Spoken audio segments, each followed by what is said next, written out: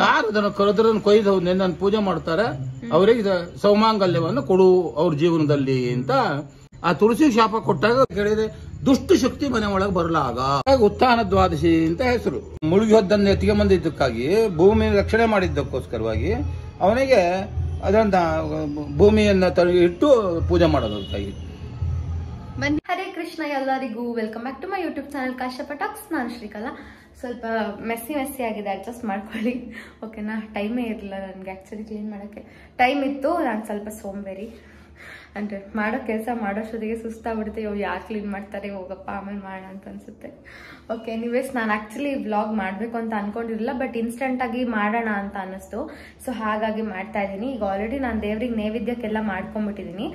ಕಡಲೆ, ಹುರಿಗಡಲೆ ಮತ್ತು ಸಕ್ಕರೆ, ಒಂದು ಸ್ವಲ್ಪ ಏಲಕ್ಕಿ ಹಾಕೊಂಡು ರುಬ್ಕೊಂಡಿದ್ದೀನಿ. ಅದು ಮತ್ತು ಹಾಲು ಕಾಯಕ್ಕಿಟ್ಟಿದ್ದೀನಿ. ಇದಿಷ್ಟೇ. ಕೃಷ್ಣಂಗೆ ಏನು ಕೊಟ್ಟರು ತುಂಬಾ ಇಷ್ಟ ಆಗುತ್ತೆ.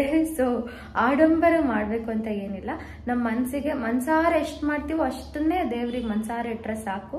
ಸೊ ಇದಿಷ್ಟು ಮಾಡ್ಕೊಂಡಿದ್ದೀನಿ ಓಕೆನಾ. ನೀವು ಮಾಡೋರು ಮಾಡ್ಬೋದು, ನೋ ಅಫೆನ್ಸ್. ಸುಮ್ಮನೆ ನಾನು ಹೇಳ್ಕೋಬೇಕಲ್ಲ, ಅದಕ್ಕೋಸ್ಕರ ಹೇಳಿದೆ. ಓಕೆ, ಇವಾಗ ನೋಡಿ ಇಲ್ಲಿ ಹಾಲು ಇಟ್ಟಿದ್ದೀನಿ. ಹಾಲು ಕಾದಾದ್ಮೇಲೆ ಅಲ್ಲಿ ಪೂಜೆಗೆ ಅಂತ ಇಟ್ಬಿಟ್ಟು ಬಂದು ನಿಮ್ಮ ಹತ್ರ ಸಿಗ್ತೀನಿ. ಓಕೆ,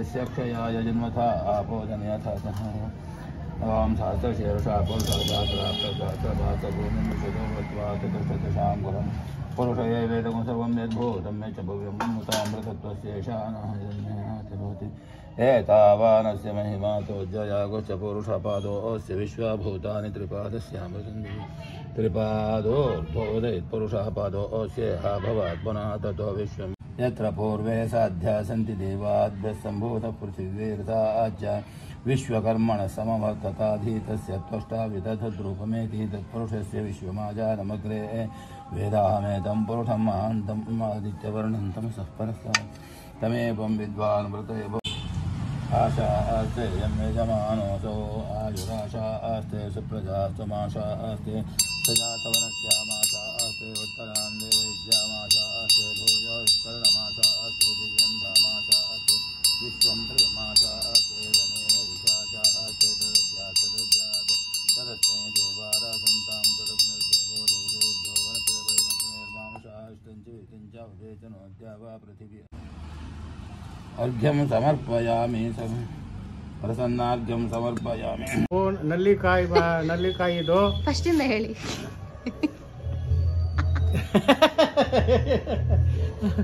ಅದನ್ನೆಲ್ಲ ನಮ್ಮಲ್ಲಿ ಏನ್ ಮಾಡಿದ್ರು ಅಂದ್ರೆ ಬಿದಿರು ಚೆನೆ, ಬಿದಿರು ಚೆನೆ, ನೆಲ್ಲಿ ಸೊಪ್ಪು ಎರಡನ್ನು ಇಡ್ತಿದ್ದು.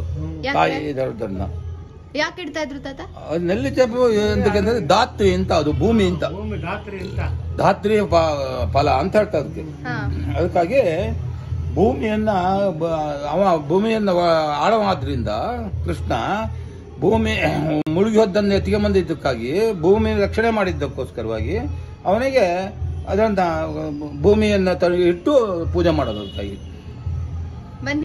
ಮದ್ವೆ ಏನಕ್ಕೆ ಮಾಡಿಸ್ತಾರೆ ಈಗ? ಮದುವೆ ಅಂತಂದ್ರೆ ಅವ ಚಾತುರ್ಮಾಸ ಕೂತಿರ್ತಾವ ವಿಷ್ಣು. ಅವ ಚಾತುರ್ಮಾಸದಿಂದ ಏಳೋದು ಇವತ್ತು. ಅದಕ್ಕಾಗಿ ಉತ್ಥಾನ ದ್ವಾದಶಿ ಅಂತ ಹೆಸರು. ಅವ ಕ್ಷೀರಸಾಗರದಲ್ಲಿ ನಿದ್ರೆ ಮಾಡ್ತಾ ಇರ್ತಾನ 6 ತಿಂಗಳು. 6 ತಿಂಗಳಲ್ಲಿ 4 ತಿಂಗಳು ಆಗ್ತದೆ ಇದಕ್ಕೆ.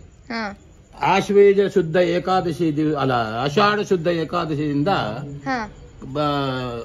ಕಾರ್ತೀಕ ಶುದ್ಧ ದ್ವಾದಶಿವರೆಗೆ ಏಕಾದಶಿ ದಿವಸ ಕೂತವ. ಇವತ್ತು ದ್ವಾದಶಿ, ಇವತ್ತು 7. ಅದಕ್ಕೆ ಇದಕ್ಕೆ ಉತ್ಥಾನ ದ್ವಾದಶಿ ಅಂತ ಹೆಸರು. ಈ ದ್ವಾದಶಿ ದಿವಸ ಅವ ಸಮುದ್ರ ಇದರಲ್ಲಿ ಮಲಗಿದವ, ಕ್ಷೀರಸಾಗರದಲ್ಲಿ ಮಲಗಿದವ. ಇವತ್ತು 7 ದಿವಸ. ಅದಕ್ಕಾಗಿ ಅವನು ಎದ್ದು ಕೂಡಲೇ ಅವನಿಗೆ ಹೆಣ್ತಿರ್ತಲ್ಲ ಜೊತೆಗೆ.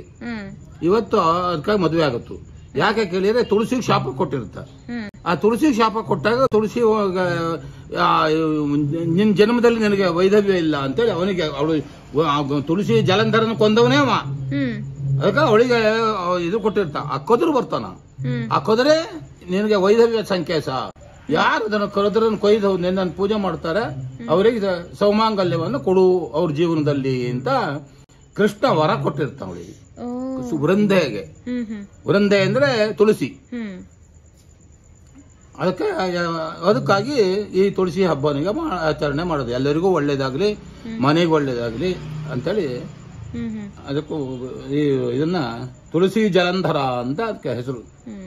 ತುಳಸಿ ವಿವಾಹ ಅಂತ ಇದಕ್ಕೆ ಹೆಸರು. ಅದಕ್ಕೆ ತಿಳಿದು ಅವ ಎದ್ದು ಬಂದವ ಅವತ್ತು ಮದುವೆ ಆಗ್ತಾ ತುಳಸಿನಿಗ. ಅದಕ್ಕಾಗಿ ತುಳಸಿ ಜನ್ಮದಲ್ಲಿ ಅವಳಿಗೆ ಆ ವೈಧವ್ಯ ಇಲ್ಲೇ ಅಂತ. ಪ್ರತಿಯೊಂದು ಮನೆ ಬಾಗಿಲಾಗೂ ತುಳಸಿ ಇರಬೇಕು ಅಂತ ಹೇಳ್ತಾರೆ. ಎಂತಕ್ಕಾಗಿ? ಅದೇ ಯಾರು ಬಂದು ನೋಡಿದ್ರು ಮೊದಲು ಆ ತುಳಸಿ ದರ್ಶನ ಆಯಕು ಅಂತ. ತುಳಸಿಗೆ ಯಾವಾಗಲೂ ಯಮ ಸಂಚಾರ ಇಲ್ಲ ತುಳಸಿ ಬುಡದಲ್ಲಿ. ಅದಕ್ಕಾಗಿ ಮನೆ ಬಾಗಿಲಲ್ಲಿ ಯಾವಾಗಲೂ ತುಳಸಿ ಇಡಬೇಕು. ಯಾಕೆ ಕೇಳಿದ್ರೆ ದುಷ್ಟ ಶಕ್ತಿ ಮನೆ ಒಳಗೆ ಬರಲಾಗ ಅನ್ನೋದಕ್ಕೋಸ್ಕರವಾಗಿ. ಅದಕ್ಕೆ ಮನೆ ಬಾಗಿಲಲ್ಲಿ ಇರುತ್ತೆ ಯಾವಾಗಲೂ. ಗಂಡಕಿ ದ್ವಾರಕಿ ಚಕ್ರಂ ತುಳಸಿ ತಾಮ್ರ ಭಾಜನಂ ಶಂಖಂ ಪುರುಷ ಸೂಕ್ತಂಚ ತೀರ್ಥ ರಕ್ಷಣ ಮುಚ್ಚತೆ ಅಂತ ಹೇಳ್ತಾ. ಅದರಿಂದ ಧ್ಯಾನ ಮಾಡಿ ಇದು ಮಾಡ್ಕೊಂಡು ಆ ನೀರನ್ನು ಹಿಡಿದಿಟ್ಕೊಂಡು ಆ ನೀರನ್ನು ಪೂಜೆ ಆದ್ರ ಮೇಲೆ ತಗೊಳಕ್ಕು. ಅದು ಇದು ತೀರ್ಥ ಅಂತ. ದೇವ್ರನ್ನೆಲ್ಲ ಅಭಿಷೇಕ ಮಾಡಿ ಕಡೆ ಕೋಟಿ ತೀರ್ಥ ಹಿಡಿದಿಟ್ರೆ ಅದು ತೀರ್ಥ ಆಗತ್ತಲ್ಲ. ತೀರ್ಥ ಹಿಂಗಾಗೋದು.